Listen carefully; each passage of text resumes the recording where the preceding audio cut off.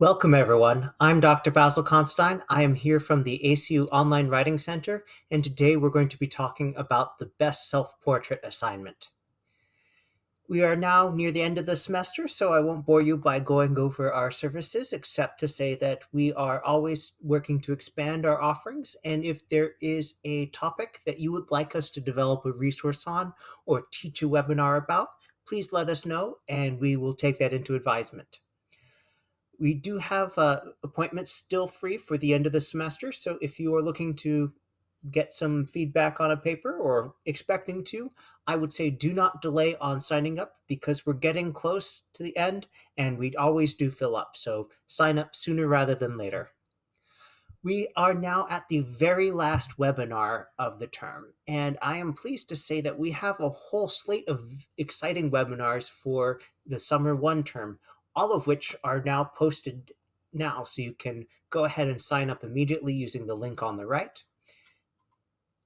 And if you are new to the EdD in Progress series, this is part of an expanding group of webinars that focus on specific EdD course assignments. I have here a chart showing the array. So whether you're here earlier in the program and you just want to know what's coming down the road, or if you're taking 736 now and you're looking what will be coming, we add more classes in this series every term, but we have a substantial body so far. These are, we're starting with the assignments that students have the most questions that they come to us about, that faculty have indicated have the most trip falls, shall we say.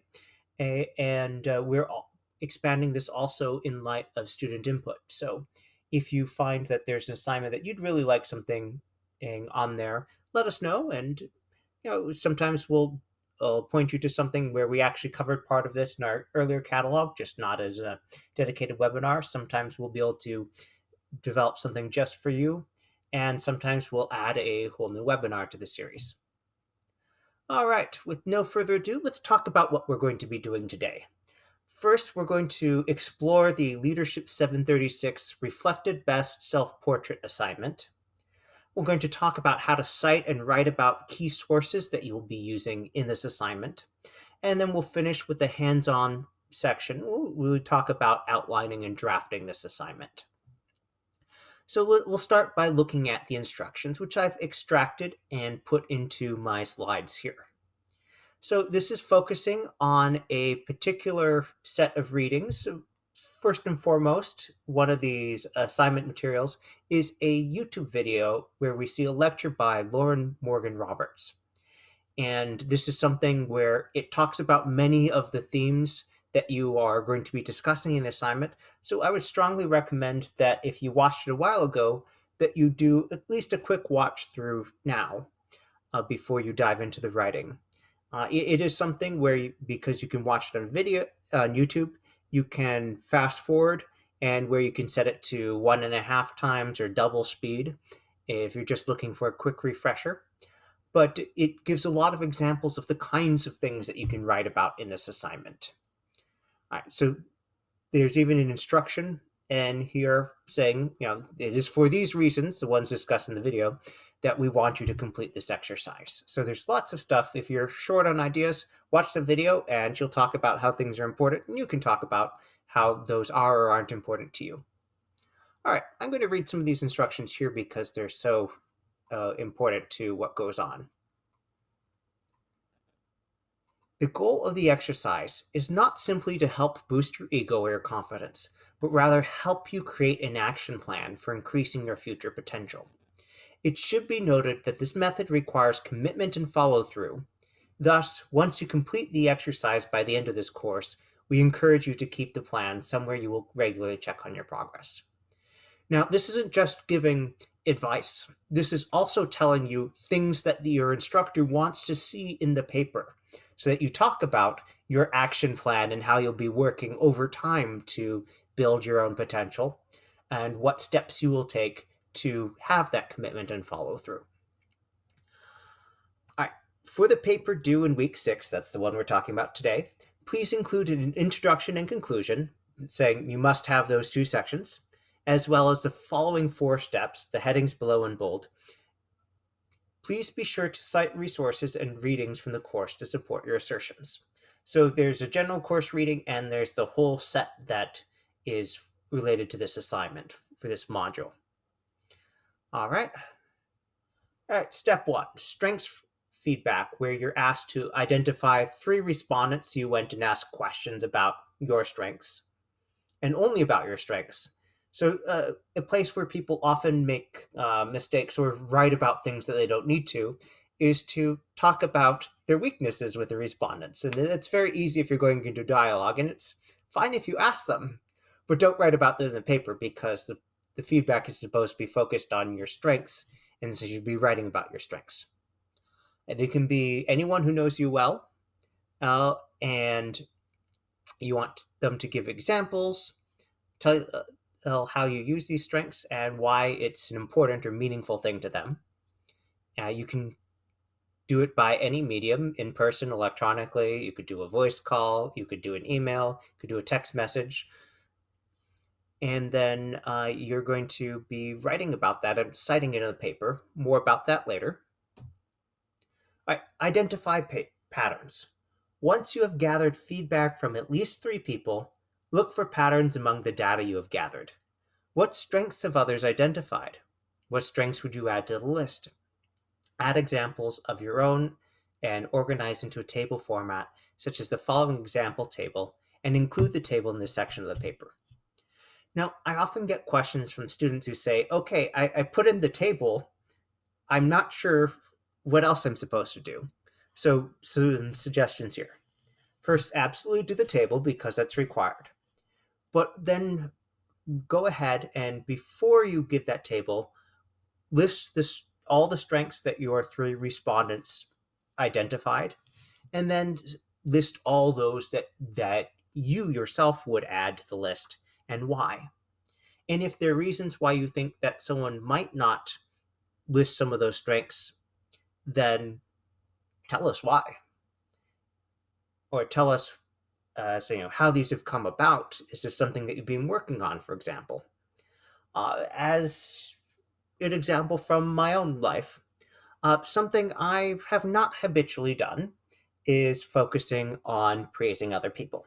It's partly a cultural thing, partly a personal thing, but I've been working on cultivating the strength of being free with praise with my team and expressing thankfulness and stuff.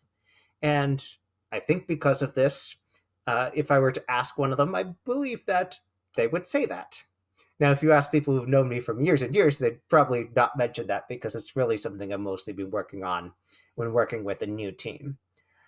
So when you are talking about these strengths that other people have identified, you might say, well, I believe they said this because I've been working on this, or because I have practiced this, or I've done this, or I learned from this thing before. Why are they seeing the patterns that you're describing? And the interpretation part is another place where you can put in a lot more details about that. All right, part 3, compose your best self-portrait. So this is where you summarize everything and you basically try and describe who you are now, the person that you're working to be. And this is you at your best. Now, there may be lots of reasons why you're not always at your best, while you're not at 100%. For example, if you were to compare yourself to a competitive runner. Now, I happen to be a runner. I've run 2 marathons. I do not train all year. I do not train with a coach. I don't micromanage my protein powder doses and things like that. As a runner, I am not at my ideal best self. You may have a similar thing with your work situation or another context in which people are seeing your strengths. I have a lot of friends who are mothers with small children, and they frequently say, I'm being a really good mother right now, but I'm being a bad friend, because they're prioritizing on that. And so this is not asking about that situation. It's who you are at your best for whatever it is you're saying. So describe that. And the goal is to create a portrait or composite of who you are when you're at your best. Think about who you are now and who you could or would like to become if you focused on using your strengths. And this section should be substantial. It says at least 3 paragraphs long. And there's a suggestion. This composition can help you weave together themes that you may not have previously recognized as being related. Please begin the paragraph with, "When I am at my best, I." That is an explicit instruction. I will say that I've seen many drafts that came in that initially did not start with that instruction. This is a requirement, so make sure you start the paragraph exactly as described there. Don't try to rush through writing this. It can take time, reflection, and careful consideration. This is one that a lot of students will outline first, and then they'll come back to and write as one of the last portions because they want to take a little bit of time to think about it. And that's totally fine. All right, reflect, redesign, jobcraft. Take the time to reflect on what you have learned about yourself completing the exercise. Make sure you answer the following prompts. What has the best self-portrait revealed about you and your current career path? And how can you redesign your current job or jobcraft to leverage your strengths? Remember, the trick is to redesign or jobcraft within the current constraints of your job and use your strengths to the fullest outside the workplace too. So if the best self-portrait is how you would be under ideal conditions, the job crafting goal is to move towards that. I'll give you an example before we continue. So I was in a job once where a long time constraint was that we were dealing with budget cuts. The department was getting its budget trimmed by about 5% every year. And so that meant that we had to do more with less all the time because they kept adding mandates that we do more stuff. And I did not like that. There were lots of things I wanted to do, and there's nothing like being called into someone's office 2 years in a row, someone saying, "We don't have money to do this, I'm sorry. The dean pulled back our budget." And so I went and I applied for a grant. And so we got money that the dean didn't control, and we did the things we wanted. That example of a more long-term sort of job crafting where I went and I applied for that grant to do the things that I wanted to do that were still with that job, but took us beyond the constraints before. And I really like that because I felt that I was making a particular contribution that everyone could tell was mine because this was not programming we had been able to do before that because the budget kept getting cut. And then there's just a reminder here. As noted, please include a concluding paragraph where you summarize the main points of your paper. Please also cite appropriately and include a reference and title page for APA style. All right, sounds straightforward enough? Well, let's talk about that cite appropriately thing. We'll come back to the rubric in a little bit. So the citations. So the Laura Morgan Roberts video, it's mentioned in the instructions, it's highlighted in the module, and it's something where people often make mistakes about how to cite it. Now, if you want to see the official APA instructions on how to cite in a YouTube video, just click on that. But I can tell you that we can pull the key details from this view that you see. We need the title, that's Cultivate Positive Identities. We need the date that it was published at, that's August 28th, 2017. That's not the date of the original lecture, that's the date when it was published online. Laura Morgan Roberts is a lecturer. She is, at the time when this video was made, she was a professor at the Harvard Business School, and now I believe she is at the University of Virginia. So she has this hour-long lecture that she gives in the video where she talks about the importance of cultivating your best self and focusing on the positive. So she's also one of the co-authors of one of the readings for this module as well that she wrote with her colleagues at Harvard Business School. So she is, among other things, a professor and a speaker and a writer about this topic, about how to really not just present, but to grow, to create, to cultivate your best self. And so that's a theme of this module. Uh, if you're curious, whenever someone has their middle name listed, sometimes you're not sure, okay, is this like Hispanic with their two last names? In this case, I went and looked at her faculty page and she lists Roberts as her last name. But for our purposes here, that actually doesn't matter, because for citing a YouTube video, we're not concerned with the speaker itself. We're concerned with who published it as far as the channel. So in this case, what we would put in the author space is Center for Positive Organizations dash Michigan Ross. And that's how citing YouTube videos work. There may be an artist or a featured speaker, but we go for author as in this is the group or entity, the channel name, that is putting it out into the world. We also need the link, and if you just use the link from the course, you get a very long one. I'd suggest clicking on share because that will get you a much shorter bit. Put that all together and we end up with what you see on the left-hand side. So our author, Center for Positive Organizations, Michigan Ross. The date you see includes not just the year, but also the month and the day. That's a particular thing for videos and other so-called social media things online. We include not just the year, but also the month and the day. There's the title, Cultivate Positive Identities, and that's just exactly what the title is listed as in the title field there. And we have that note in square brackets saying it's a video. We identify the platform that it was published on as YouTube, and then the link. And that's it.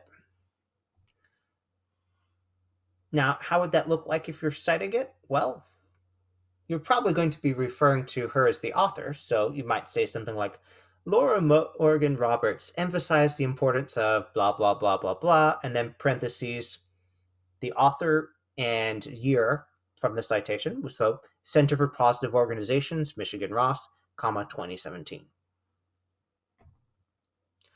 Now, you also are being asked to interview or to consult several respondents and to get their input on what your strengths are.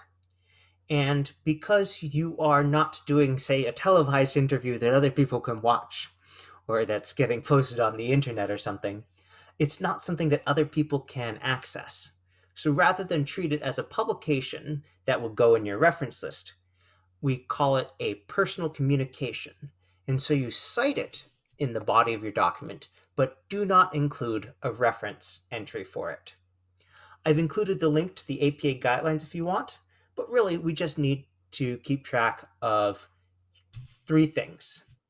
The name or role of the source. So if you were quoting someone anonymously, you might put in a high school principal instead of their name. This comes up a lot when you're doing interviews for research. But in this case, it's probably just going to be the name. How did they communicate? Which in this case just means, was it a publication or a personal communication? And in this case, it is a personal communication, so that's what we put in. And when did they do it? Which, because it's a personal communication, we include that extra bit of the when, including the month, the day, and the year. What does that look like? Well, we're going to abbreviate any first and middle names into initials.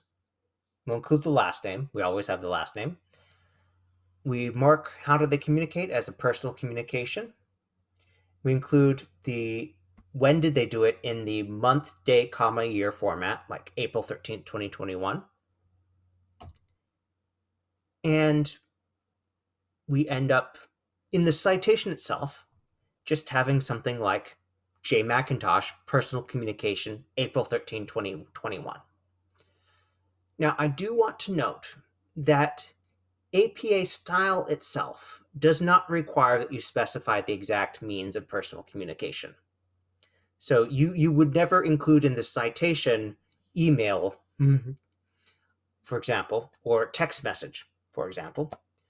But this assignment requires that you somewhere in your paper state how you communicated with these people. And how do you include that? You can just slip it into a sentence like this one. My coworker James gave me some verbal feedback during a lunch break at work. He stated that I am very dedicated and reliable. Parentheses, J. Period Macintosh, comma, personal communication, comma, April 13th, comma, 2021. That's all you need to do. Another example, F. Period Smith, personal communication, April 13, 2021, listed some of my strengths in an email. Smith stated that I was compassionate, responsive, and willing to forgive, etc., etc. So, just as with many traditional sources in APA style, if you identify the source in the opening sentence of the paragraph, and then it's very clear that you are referring to that same publication, just this exact same way, you can have your citation for your personal communication in the first sentence. And then, so long as it's obvious that you're still referring to that communication, to not have to keep including that citation in every single sentence. Now, if you had multiple communications on different days, then you would perhaps have multiple citations just to show that this came in on a different day. Like in a follow-up, F. Smith stated that on further thought, they would list this thing instead, for example. If you're going to quote respondents, it's pretty much the same thing, because unlike a publication where we might be looking for the exact page, or if it was a video online for the time range, for a personal communication, well, it's a personal communication because other people can't retrieve it. It's not published somewhere for them to find. And therefore, even if you're quoting, you don't include a page number or timestamp, so you just have the same citation. Personal communication, April 13th, 2021. All right. Here's another example here. Now, if you're wondering, do you have to abbreviate the first name when you're using it in the body of the sentence? No, you're not required to. A lot of people do because they feel that it fits the spirit of APA style better. For example, not wanting to emphasize the speaker's gender to avoid any potential bias there. But there's no problem if you were to write out Francis Smith, for example, instead of F. Period Smith, when it's outside the parentheses. When it's inside the parentheses, you want to include the abbreviation, so F. Period Smith, comma, personal communication, comma, April 13th, comma, 2021. All right, so we are doing great on time. I wanted to make sure we took a moment to ask if there were any questions before we moved into the next section. I think we'll finish with a good amount of time to spare, which is something I know people appreciate when we get to this part of the semester. So do let me know if you have any questions. Otherwise, we'll be plowing through in just a moment as I get the paper ready and change over the share. Oh, also, if you did not RSVP for this webinar, but you would like a copy of the recording and of the slide deck, just either type your email address in the chat room or send me a message with that, and I'll make sure to add you to the list.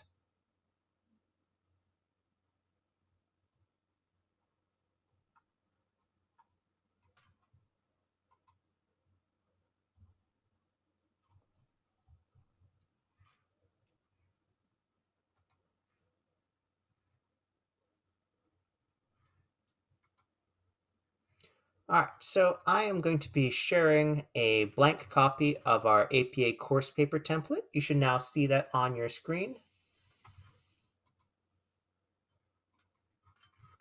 Do let me know if you can't see that right now. All right, so this is going to be a fairly standard assignment as far as the setup.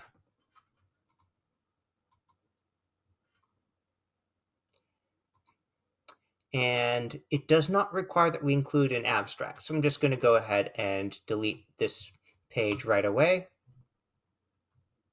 And what am I going to call this? Well, you could call it many things, but we're going to go with functional first. You can always change your title to make it more exciting later.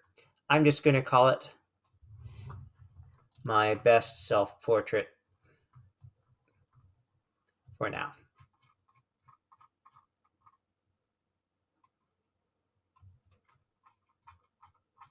Okay, I'll go ahead and just delete this placeholder here, and let's get started on what we are going to be covering here.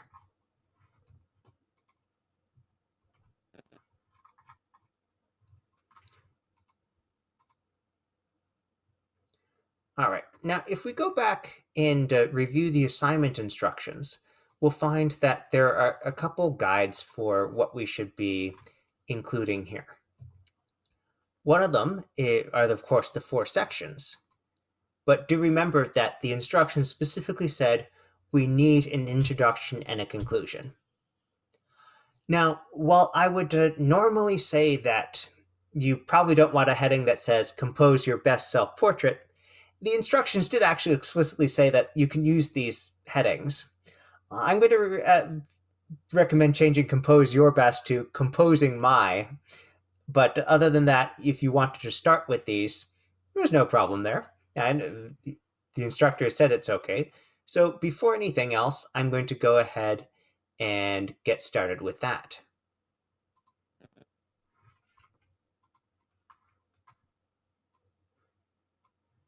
All right, so I'm just outlining right now, and I need an introduction, and I need the strengths feedback,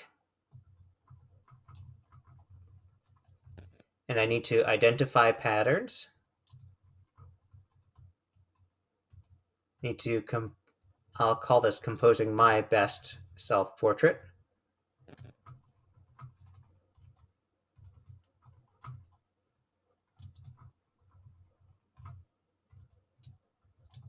And I'm going to turn these into verbs because I think it's about describing actions, reflecting, redesigning, and job crafting. And then the conclusion. All right, so what's next? Well, we know that some of these are going to become headings. So I'm going to go ahead and I'm going to apply the different styles here. So if you're in the Home tab, and open up the styles pane here, we'll see that we have the pre-built template styles. And I'm going to go ahead and apply APA Level 1 to this, that. I'm not, however, going to apply that to the introduction. Why? Because there's actually an APA rule that says you should not start out and have your first section in a paper be called introduction. So you want to have the content be an introduction, but we don't want to actually have a heading there. So that's why I'm not applying that heading here. Now I'm going to go back and I'm going to check the instructions to see if there's anything else that's supposed to go here. And in fact, this might be a great opportunity to paste in the instructions here to make sure I get everything. So I'm going to, in one screen, go ahead and look at the instructions for this assignment. Then I'm going to paste them in here so that I have those requirements handy. So strengths feedback.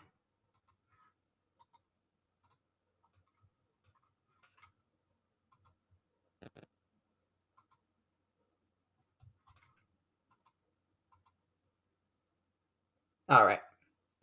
So I know from this that I'm going to have at least 3 respondents because it says identify 3 respondents. So how will I plan this out? Well, there's going to be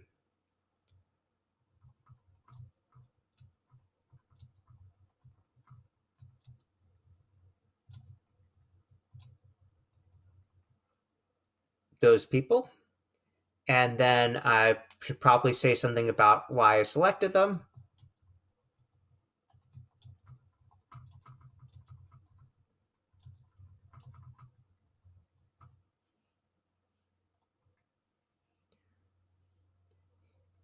And then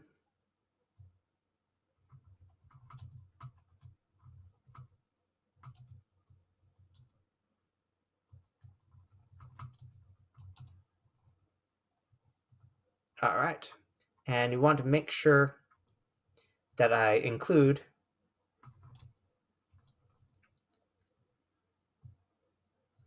means of communication. All right, and I'll just add that to each of these to make sure that I include that. Because it'd be a shame to lose points for forgetting about that. So that's why I'm putting it in here. Need to also give examples of strengths.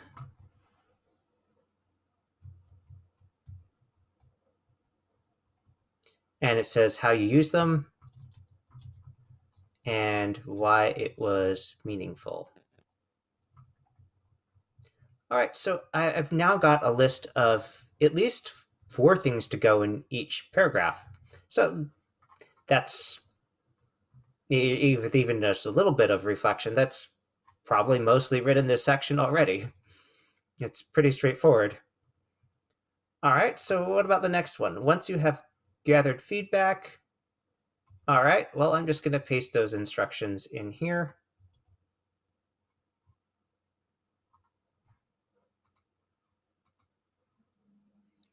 All right, so I need a table, and I can go ahead and I want to make some adjustments to this. You can see it's spilling out of the margins. So I'm going to select this table here. And if I go up to Edit, I can clear the formatting so that now it's all in Times New Roman 12 point and it fits within the margins. Awesome. I'm going to go ahead and have this be aligned to the top. So I'm going to the table layout and I'm selecting this one here so it all reads a little bit more clearly. And then here I can just select this actually and edit, clear the contents. So now I've got a blank table ready to go. I can even go to insert below and add a bunch of more things. I think they're going to probably give me at least 6 strengths. So I'm going to go add a bunch here. And I can always add more rows as I need. Okay, so what else is this? All right, so we have the patterns and the strengths I would add. All right.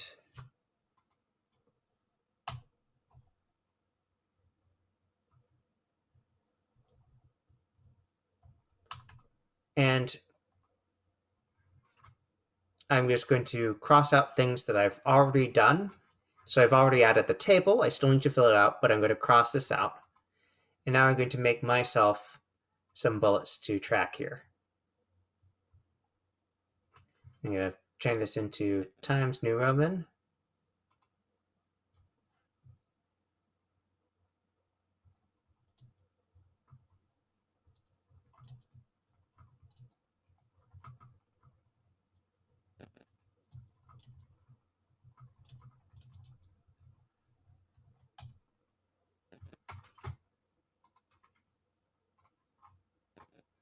All right. Let's head down to the composing my best self-portrait one here.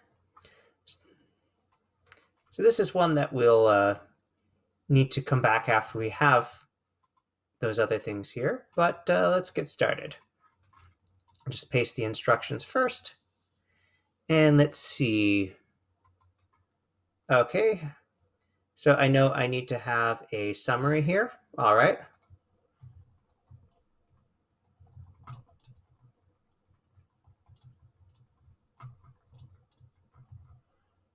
And there is this instruction here. When I'm at my best, and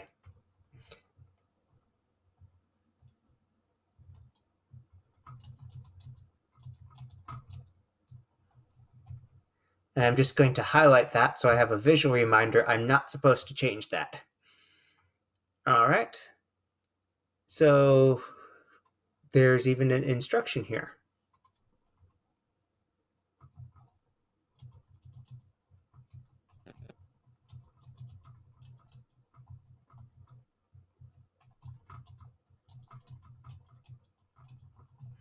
Now, there's this instruction here that this section be at least 3 paragraphs long. One way to look at that is to say that this instruction says, think about who you are and who you could or would like to be.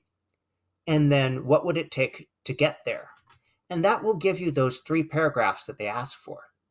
So in fact, the instructor has really said, all right, I want you to talk about these things and talk about it in enough length that there's a paragraph each. And there you have the contents of that section. All right, let's move on to reflect, redesign, and job craft.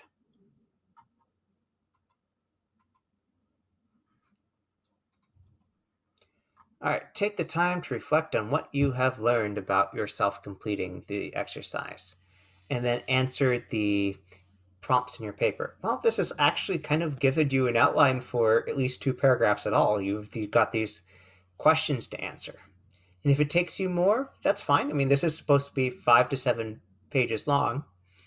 So this is pretty straightforward. I think the how can you redesign your current job craft, it's probably going to have what I can change, what I can't change, and you can discuss those in either order. That's fine. All right, at this point, let's go back to our slides here and let's look at the rubric for this assignment.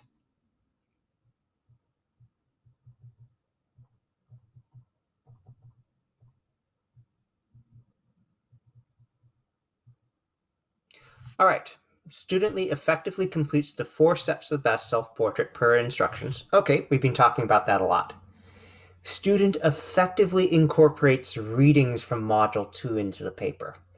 All right, so this is a good point to go back and look at what's in that module, because you could write all of the things that we're just listing in the outline without citing sources, but this is saying incorporate the readings and state why this is important, not just as you understand it, but how this aligns with the literature.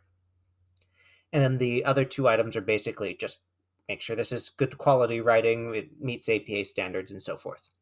So really, we're concerned not so much with the first one, our outline will cover that, but how to incorporate those readings. So let's go ahead and let us look at the instructions for this assignment. All right, so we have here the instruction to complete this assignment. Please be sure to have read and watched the following resources. And then it takes us to this landing page here. So remember when I talked about the Laura Morgan Roberts video? That's this one down here, Cultivate Positive Identities. And this is the article that she wrote about the same topic with her Harvard Business School colleagues, composing the Reflected Best Self-Portrait. I was thinking of this article here, To Become Your Best Self. This is also written with some of her colleagues from Harvard Business School and also some colleagues from other institutions. And then there's another one here. Now, if you're looking to use sources to enhance your argument, you should remember that one of the strong points of good writing in APA style is using multiple sources and not becoming overly reliant on one. And each of these articles, while they are certainly related, does have a particular focus. So for example, this last one here, let's go ahead and look at it. How to play to your strengths. Now, this will open up this preview here. And this is focused, as you might guess from the title, on how to be better. Mm-hmm. And so, for example, you'll see, okay, identify respondents and ask for feedback. Step 2, recognize patterns. 3, compose your self-portrait. 4, redesign your job. And you might notice, oh, hey, in the assignment, I'm doing exactly what these authors said to do. Well, you can refer to that in, for example, your section and 4, or in your conclusion. For example, I could write, by following the procedures outlined by, and in this case, it's going to be Morgan et al. 2005. I have, and so you're not just saying, well, I did this and here's what I came. You say, oh, I was following what they said to do. and here's what I've gotten out of that. So that is the kind of use of these sources that you can use to meet that requirement, to ground this in the literature. Let's take a quick look at the composing the reflected best self-portrait one here. Now this is a longer article here, and you can see that they start out talking about being extraordinary and how to get that. I'm just going to skip down to a section here.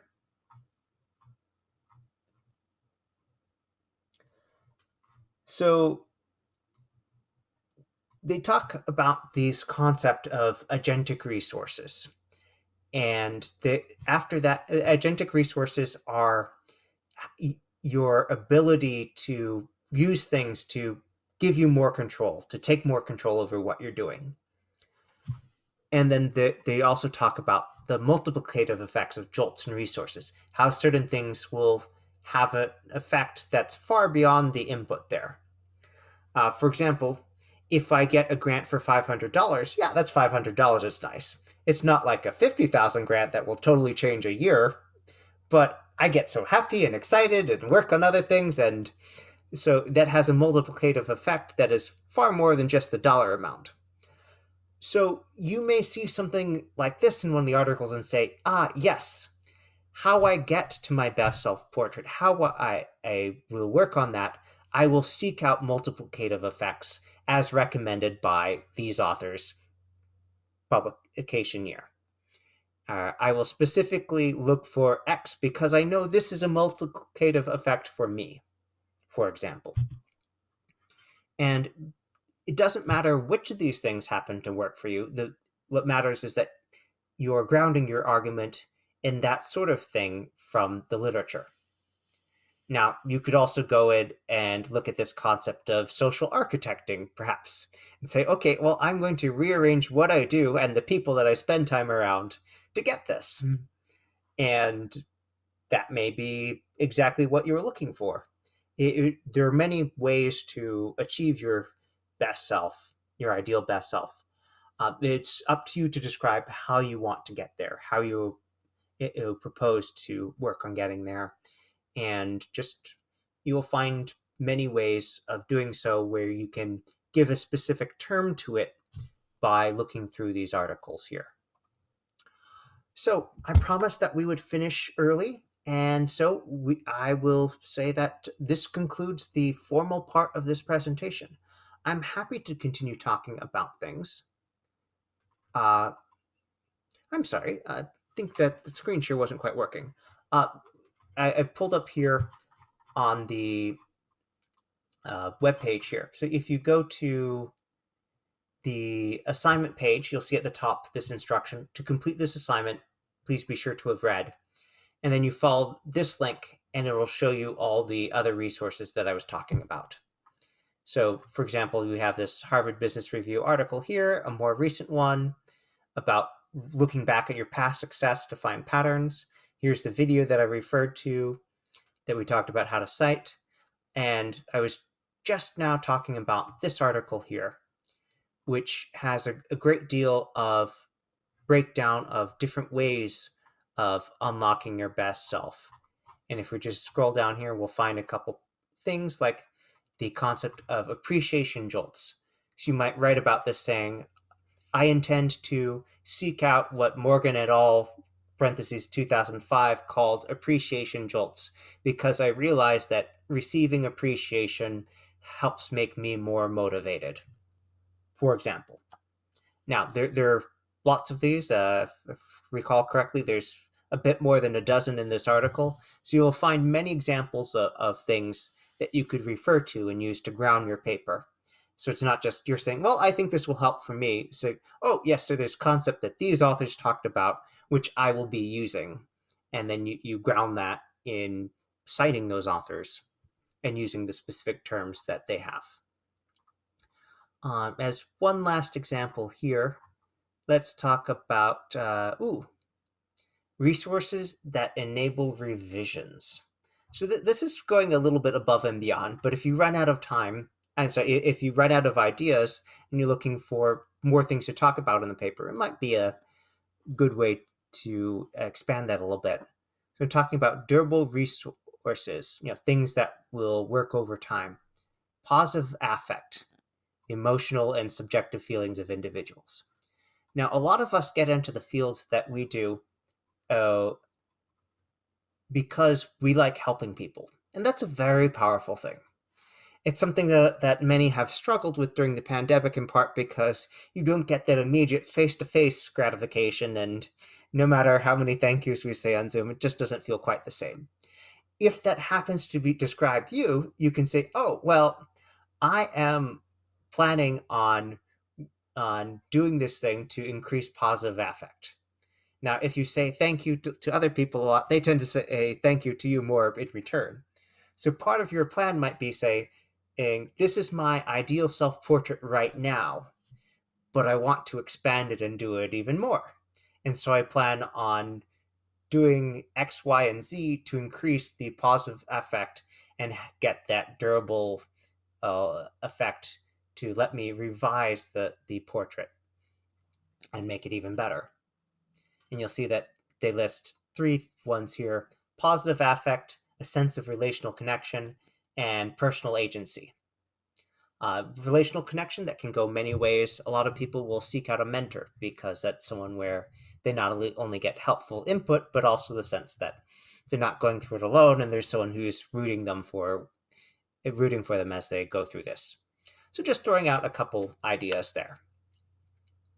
A couple people wrote in their email addresses to get added to the list. I will make sure you get on that list before we send the video out. Thank you for coming and have a great rest of the semester. I look forward to seeing you back in the summer one term. And if you have any questions, you know how to reach us at the Writing Center. Have a good evening.